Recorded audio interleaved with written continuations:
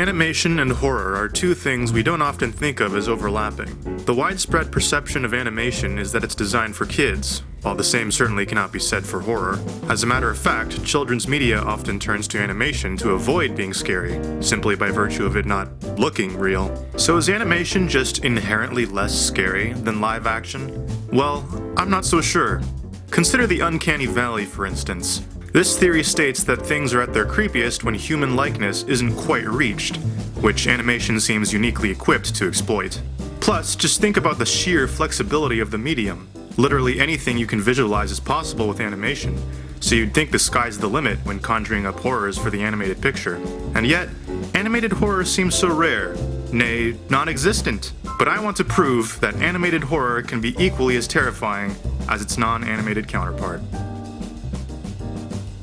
First, let's consider what exactly makes a horror film scary. Noel Carroll, in his written piece entitled The Nature of Horror, lays out a pretty handy reference guide we can look at. Horror monsters in general can be said to defy categorization, violating our knowledge of the natural order. This may be achieved through categorical contradiction, categorical interstitiality, formlessness, or incompleteness. The idea is to present something abnormal, something beyond our present understanding, and we humans sure don't like not knowing.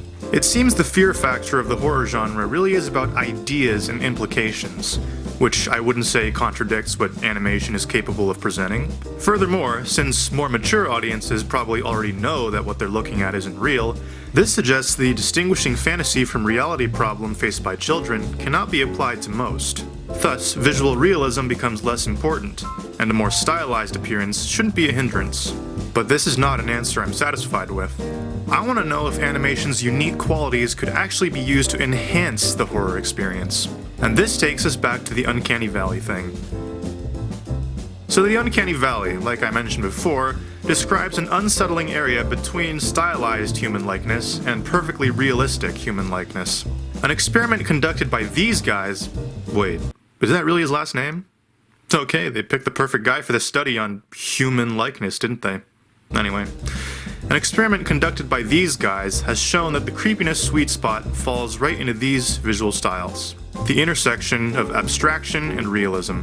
Oh wow, 67% for the actual actor? Poor guy. But yeah, so it does appear that realism matters to a degree, but maxed out realism actually lessens the creepiness. This middle ground seems perfect for animation. Now let's have a gander at a few examples. A short vision here is an animated depiction of an atomic blast, and not gonna lie, this is some pretty horrifying imagery. The victims are crossing the line between living and dead, giving us the categorization problem from earlier, and notice the use of the Uncanny Valley.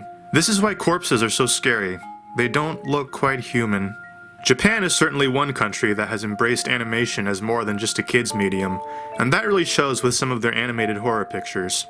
Lily Cat is a full-on horror film featuring a shape-shifting alien, eliciting the terror and disgust reaction that is so integral to the horror genre. And Perfect Blue, based on a novel, is a psychological horror that blurs the line between fantasy and reality by making use of animation's ability to create surreal imagery. Heck, even children's animation can still be pretty terrifying. Check out this scene from Adventures from Uncanny Valley, a personal favorite of mine that I watched a lot in my own childhood.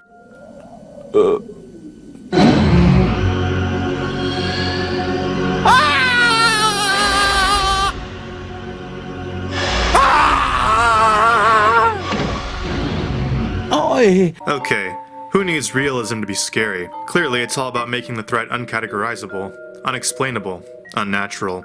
Tall, dark, and spooky here, the Groke, can't be categorized, and we don't know what it is or what it's capable of. That's the scary part. And this is just a children's show. Now imagine if they took this concept and cranked it up for adults. Yeesh. So in the end, I do think animation has the same potential to be as horrifying as a non-animated piece. 1. By tapping into the medium's unique capability of surreal and fantastical imagery for psychological effect. 2.